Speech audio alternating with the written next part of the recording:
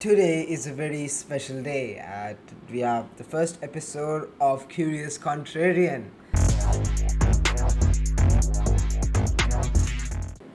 Hello everyone, I am your host Chinmay P. Jagga or Sarcastic CJ, and today we are going to talk about dictators. What is a dictator, or what are dictators? Who are they? So the first definition which comes to mind is actually a dictator is a tyrant, an autocratic ruler who has absolute power and is generally considered to be something bad.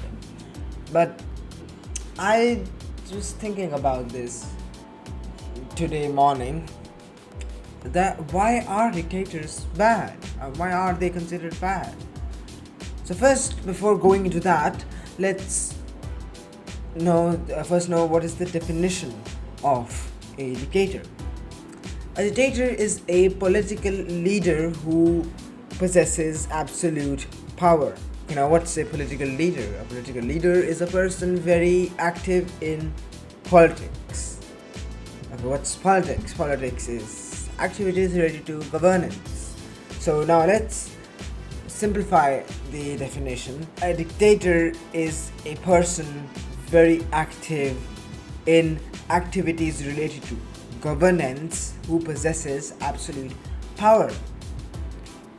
So what do we mean by absolute power? We mean absolute power when they control everything. Basically everything, not everything, but basically everything which is conceivable to the human mind. Now let's go why a dictator is generally considered bad. So why is a dictator considered bad? Because what I have seen, we consider dictators bad because we have seen bad dictators. There could be good dictators, and as if you read the book The Philosopher King by Plato, it's right here, I'll link. What we find there is that he gives a philosopher king theory.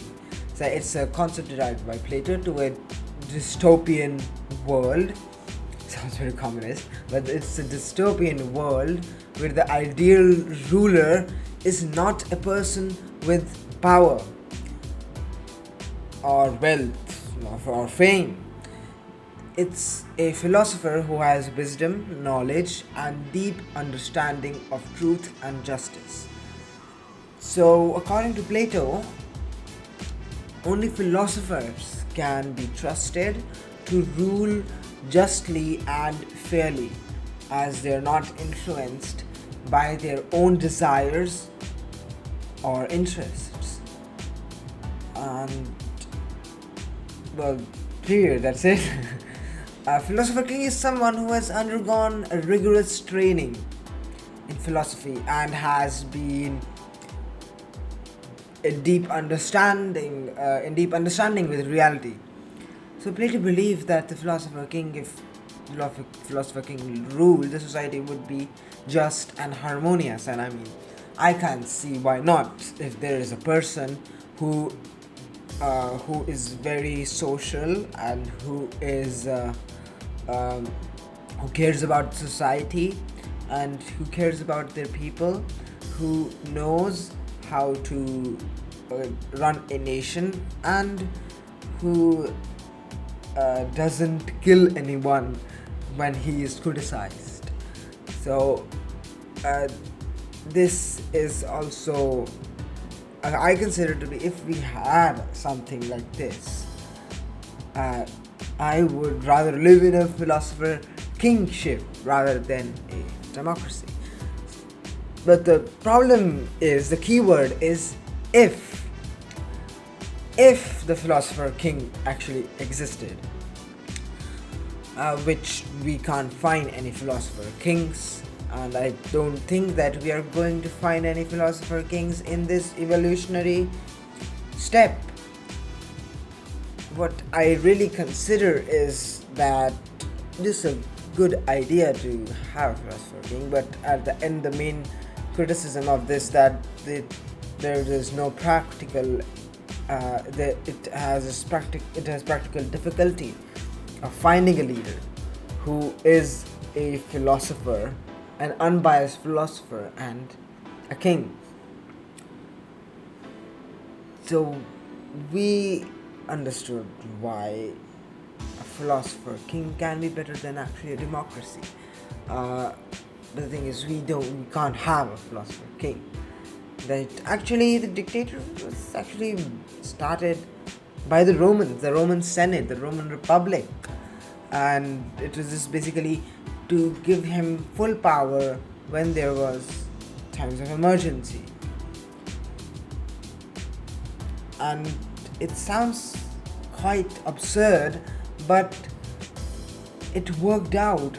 At the end, they give a rule to a person called Julius Caesar.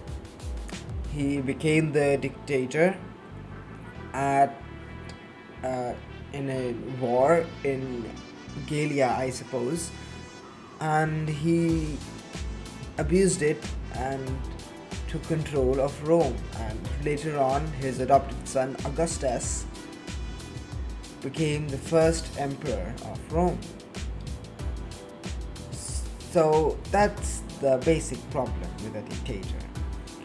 I don't think we can have a human as a leader or as a dictator.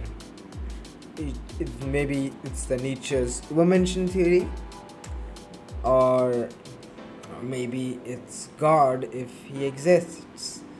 But that's a conversation for another episode.